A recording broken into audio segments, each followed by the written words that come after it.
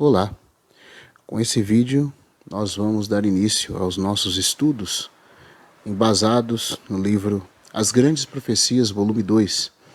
Essa série de estudos pretende atender especificamente, principalmente, aos irmãos que fazem parte do Clube do Livro, que nós formamos ali no WhatsApp e que já tem recebido material e devem estar acompanhando, mas também vai ficar aberto a todos que quiserem estar aqui no canal assistindo, acompanhando os estudos que formos fazendo por aqui. Você é nosso convidado a estar conosco e também queria encorajar todos que aqui chegaram e começaram a assistir, que possam encorajar outras pessoas também que queiram participar. Se você quiser fazer parte do Clube do Livro, do estudo, eu vou deixar aqui abaixo da descrição desse vídeo o contato via WhatsApp. Você manda uma mensagem e então nós vamos fazer de tudo para que você possa participar também, colocando você no grupo, dando assistência na aquisição do livro.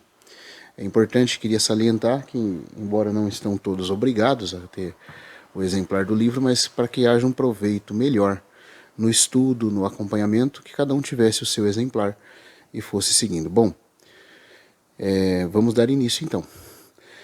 Conforme eu havia falado ali no grupo de WhatsApp, esse primeiro vídeo ele tem um caráter mais específico, especial, porque ele é para abordar o assunto tratado no prefácio do livro As Grandes Profecias, volume 2, de Pember.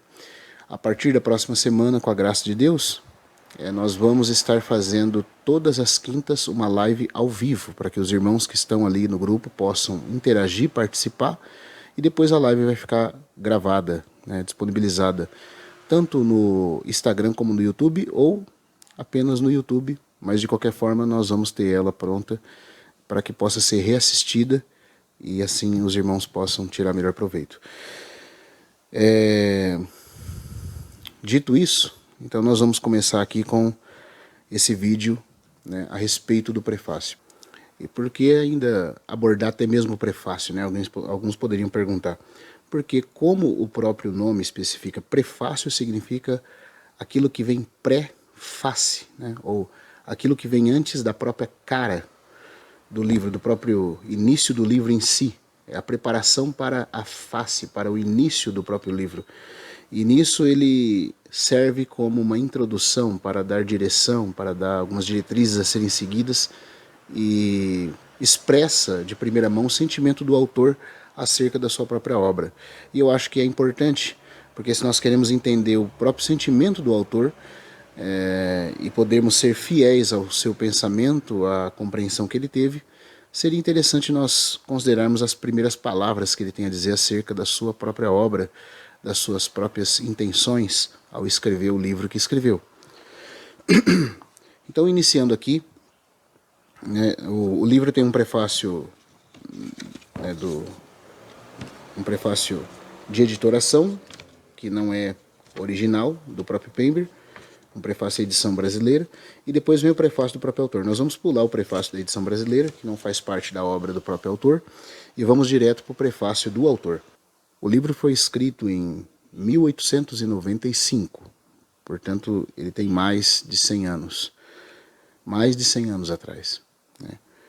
E o próprio Pember nasceu em 1837 e faleceu, dormiu no Senhor no ano de 1910. Então ele não chegou a pegar as duas grandes guerras mundiais. A Primeira Guerra e a Segunda Guerra não foi um objeto do seu próprio tempo, não foi algo que ele chegou a ver e a experimentar. Embora os germes da situação geopolítica que desenvolveu a Primeira Guerra Mundial, sim, isso já estava plenamente em observação na vista do autor do livro.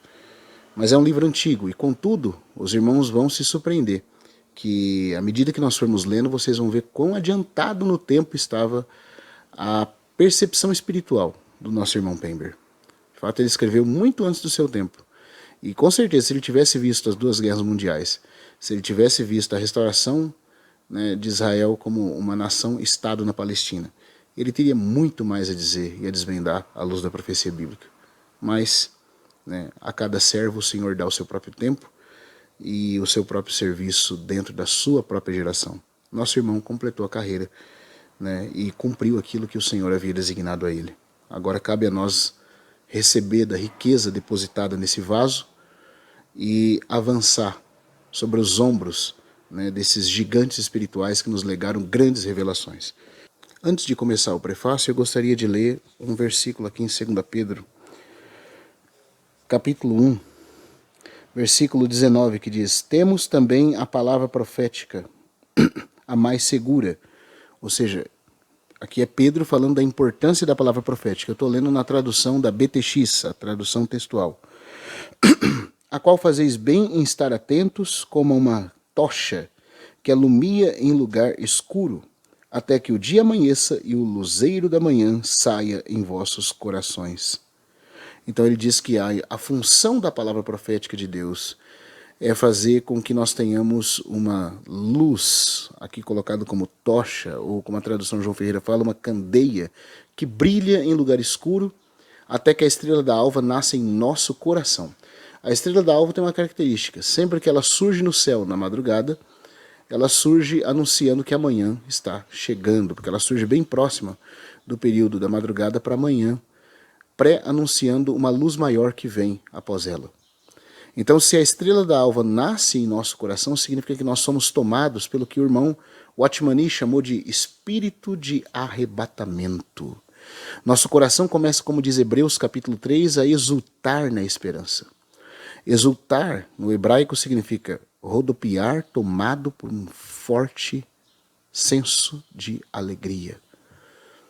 Ou, como o irmão Watmani expressa que no chinês, significa levantar as 4 extremidades aos céus, levantar as mãos e os pés saltando. Nós começamos a exultar na esperança que tem a ver com a vinda gloriosa do nosso Senhor Jesus, e o nosso coração é tomado pela certeza de que nós havemos de vê-lo. E aí, então, meus queridos irmãos, toda a nossa vida muda a partir daí. É a perda da esperança da vinda do Senhor Jesus que faz com que nós sejamos tão fracos, mundanos, né, carnais e tão indecisos em relação a seguir o Senhor de forma resoluta. Eu sempre costumo dizer que onde não há esperança da parousia, vai haver apostasia. Então, que a palavra profética de Deus produza em nós esse resultado, que a estrela da alva possa nascer em nosso coração. Esse é um dos motivos de nós estarmos estudando esses assuntos e esse livro em específico. Então agora sim, começando o prefácio aqui, diz assim, palavras de Pember: vivemos numa era de abundante ceticismo. Ceticismo é a prática de duvidar, de ser cético, né, de não acreditar facilmente. Então ele diz assim, isso lá em 1895, hein? Vivemos numa era de abundante ceticismo e declínio da fé. Imagina hoje, como é que não seria o relato? Uma era na qual a incansável introdução de superstição, paganismo e humanismo estão mudando de modo geral a cor do cristianismo. Pois, por um lado, a igreja, o sacerdócio e os sacramentos substituem o Senhor Jesus. Aqui ele está falando da condição tradicional da cristandade. Era isso que se via principalmente nos dias dele. E não é diferente hoje. Na verdade, tudo que nós experimentamos hoje é o desenvolvimento de sementes que foram colocadas naquele período. Ali dentro do seio da cristandade na Europa, na Inglaterra do período vitoriano, da memorável Rainha Vitória. Então, tudo que nós experimentamos hoje de declínio já havia começado ali. Por isso que eu falo que se o nosso irmão Pember estivesse vivo hoje, com certeza ele teria muito mais a falar. Com certeza seria muito mais o que ele teria a dizer. Mas foi ali que começou. Ali ele já via esse grande declínio se instaurando e fazendo um progresso paulatino, porém constante, de apostasia. A cristandade, muitas pessoas eram cristãs apenas de nome. É como aquela condição de 2 Timóteo, onde diz que teriam forma de piedade, mas negariam, contudo, o poder. Tem gente que pensa que aquilo é uma condição do mundo, mas não é. Porque só na esfera religiosa você pode ter a aparência de piedade. Então Paulo está falando ali da condição da cristandade, da igreja como cristandade.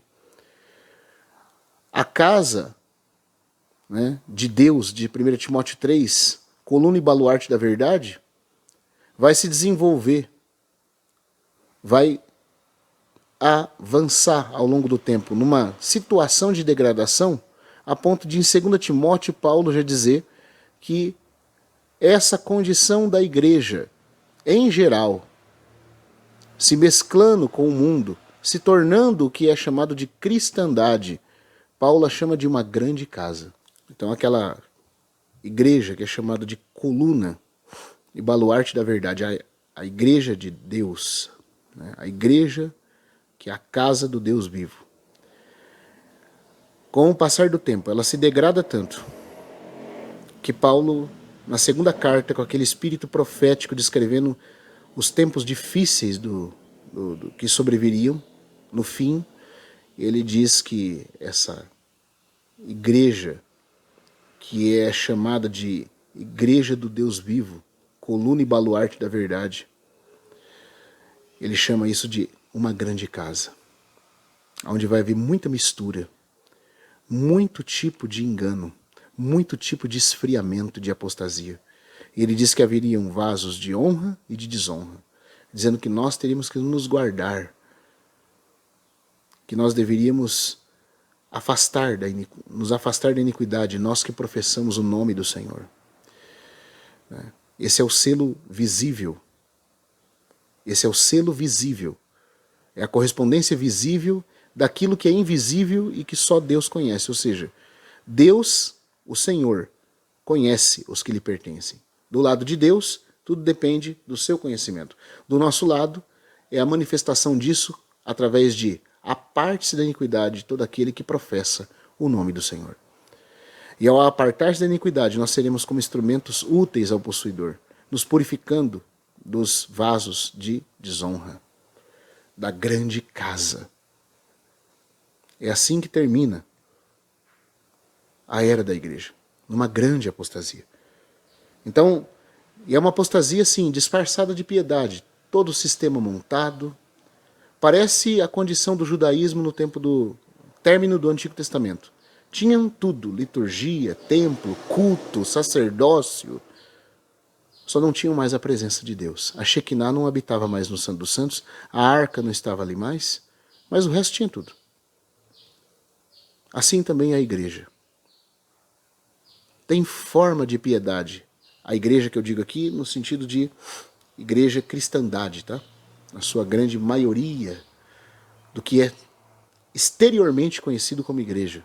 Não estou falando da igreja no aspecto espiritual, vital, mas principalmente no seu aspecto de cristandade, no aspecto exterior, de aparência do que é celestial, do que é de Deus.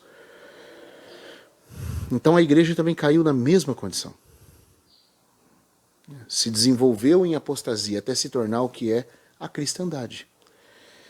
E já no tempo do irmão Pember, ele diz que ali estava, né, por um lado a igreja, o sacerdócio e o sacramento substituem o Senhor Jesus. E por outro lado, as coisas boas deste mundo são estabelecidas como objetos supremos de desejo. E a reforma e o alívio da pobreza, da miséria e da dor na vida atual são anunciados para incluir a obrigação total do homem.